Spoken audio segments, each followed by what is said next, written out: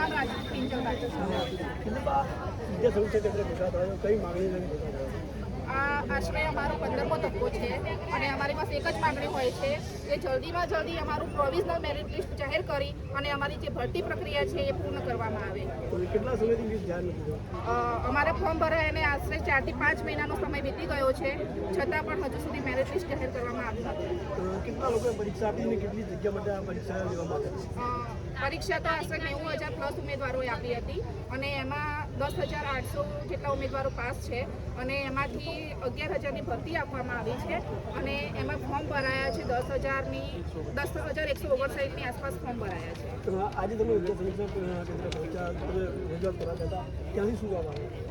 દર વખતે અમને બસ એક જ જવાબ આપવામાં આવે છે કે કોર્ટ મેટરના લીધે તમારી ભરતી અટકી છે, પણ સાહેબ કોર્ટ મેટરની આમાં કોઈ વાત જ આવતી નથી, કારણ કે કોર્ટે અમને કોઈ સ્ટે આપ્યો નથી.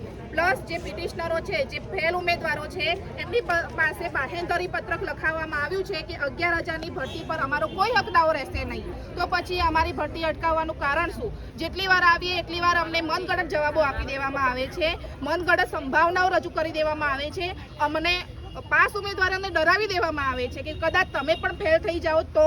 આવી બધી રજૂઆતો કરી અને અમને અમારું જે મનોબળ છે એ તોડી નાખવામાં આવે છે અને અહીંથી અમને રવાના કરી દેવામાં આવે છે. પણ આજે તો અમે નક્કી કરીને આવ્યા છીએ કે જ્યાં સુધી અમારું PML નહીં મળે અને જ્યાં સુધી અમારી ભરતી પ્રક્રિયાનો સ્કેડ્યુલ નહીં મળે, વેબસાઇટ ઉપર જ્યાં સુધી તમે મૂકો નહીં, ત્યાં સુધી અમે અહીંથી હટીશું નહીં.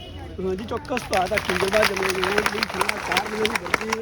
લિસ્ટ છે તે બહાર પાડવામાં આવી નથી. તેમની જે માંગણી હતી તેઓ માટે મનગઢંત તંત્ર તરફથી જવાબ આપવામાં આવ્યો અને તેને લઈને હજુ પણ તેમની જે વાત છે તે સાંભળી આપણે.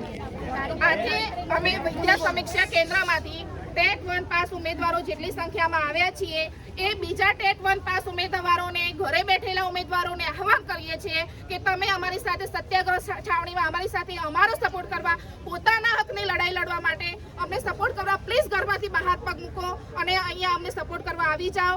આજે નહીં લડીએ તો ક્યારેય નહીં લડી શકીશું. આજે આપણો હક આપણે લેવાનો છે તો પ્લીઝ ઘરમાંથી બહાર નીકળીને અમને સપોર્ટ કરવા માટે આવી જાઓ. ગાંધીનગર એકવાર આવી જાઓ. આજ આ તમને આહવાન કરવામાં આવે છે. ચોક્કસ આ જે ઉમેદવારો હતા તેમની જે માંગણી છે કે કોઈ પણ સંજોગોમાં જે ટેટ 1 જે ઉમેદવારો છે, વિદ્યાસાગર ઉમેદવારો છે, તેમનું જે મેરિટ એ બહાર પાડવામાં આવે અને જ્યાં સુધી બહાર પાડવામાં નહીં આવે ત્યાં સુધી તેમની વિદ્યા સમીક્ષા છોડશે નહીં તેવી પણ તેમણે રજૂઆત કરી છે.